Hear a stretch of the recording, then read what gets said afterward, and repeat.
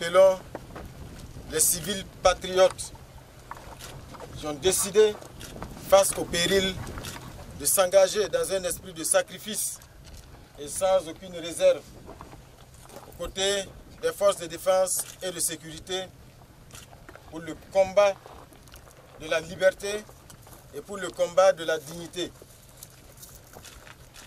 Nous sommes venus ce matin et nous avons découvert avec beaucoup de satisfaction l'esprit de résilience qui règne ici au niveau du centre de formation.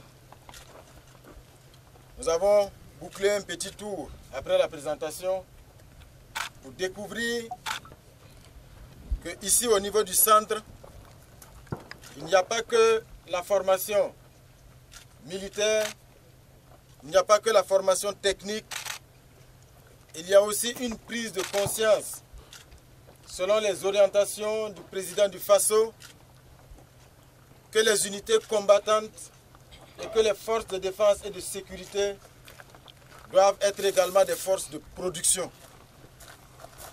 Et ça, c'est un grand motif de satisfaction. Si nous sommes là aujourd'hui, ce matin également, c'est pour vous exprimer toute notre reconnaissance pour l'esprit de sacrifice. Parce que nous savons que certains d'entre vous ici reviennent du terrain. Et ils ne reviennent pas du terrain bredouille. Ils reviennent du terrain avec des victoires. Et c'est ce combat et cet engagement-là qui entretient l'espoir de tous les citoyens burkinabés. C'est ce combat qui nous conforte tous les jours dans notre conviction que nous allons gagner cette guerre.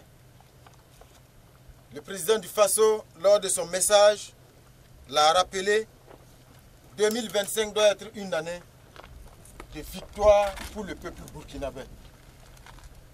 Et le combat que vous menez, ce n'est pas juste un combat pour la reconquête de l'intégrité du territoire burkinabé. C'est un combat pour la vraie indépendance du Burkina, pour l'affirmation de la souveraineté du Burkina. Je suis sûr que vous étiez sur le terrain, vous avez vu l'ennemi, vous avez vaincu l'ennemi, mais l'ennemi, ce n'est pas seulement celui qui court tous les jours dans nos brousses. Celui qui court dans la brousse n'est que l'outil qu'on utilise.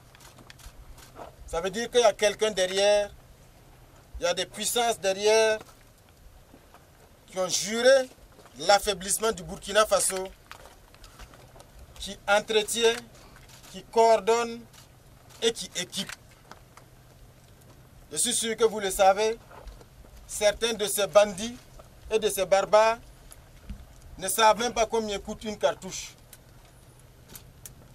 Mais comme on le voit, ils sont équipés, ils ont des munitions et ils ont des moyens d'action. Mais aujourd'hui, je pense que la peur a changé de camp et qu'ils n'ont aucune chance. La victoire sera de notre côté. Donc si nous sommes là ce matin, c'est pour vous porter ce message d'encouragement. Mais aussi vous inviter, au moment où nous sommes en train de nous rapprocher de la victoire, à rester extrêmement vigilants.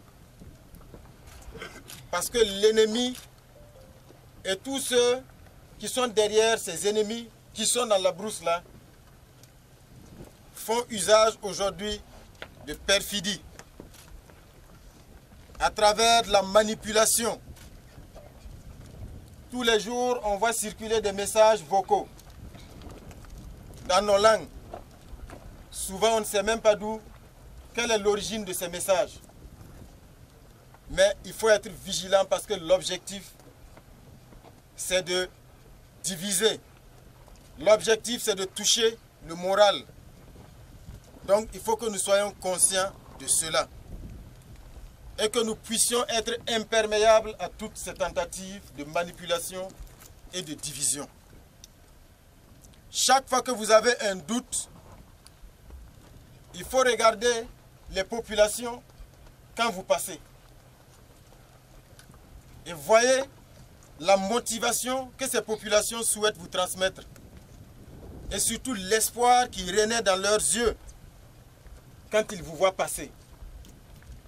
Je pense que c'est la source de motivation suprême.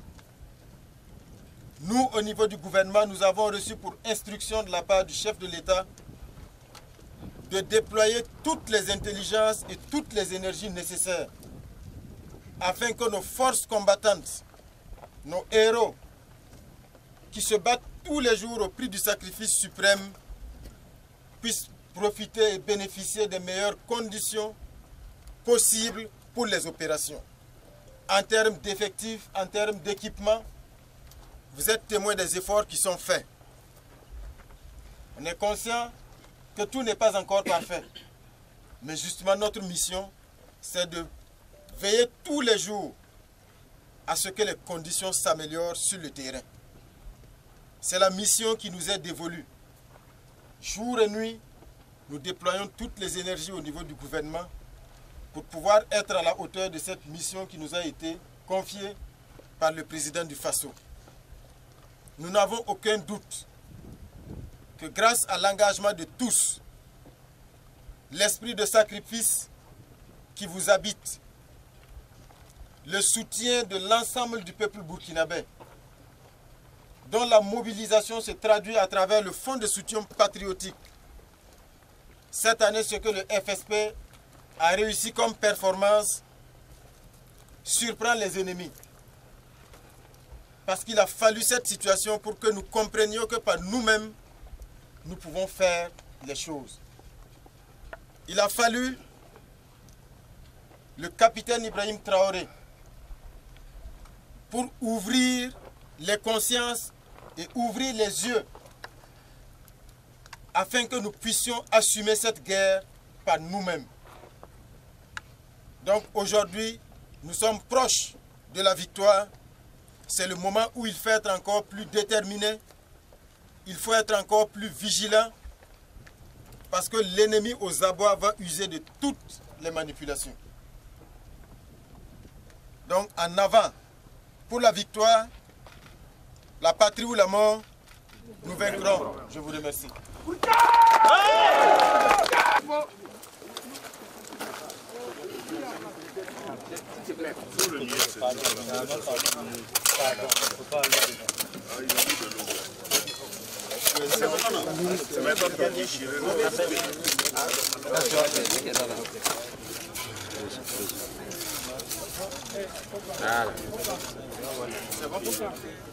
Bien tirer les deux côtés là. Voilà.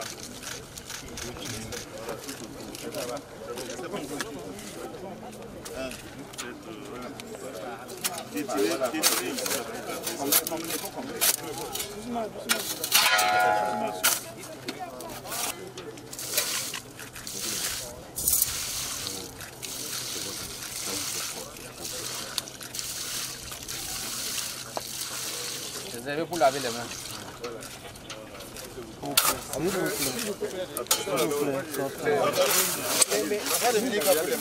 Voilà. C'est quelqu'un, non? Je pense que c'est bon. Maintenant, c'est bon.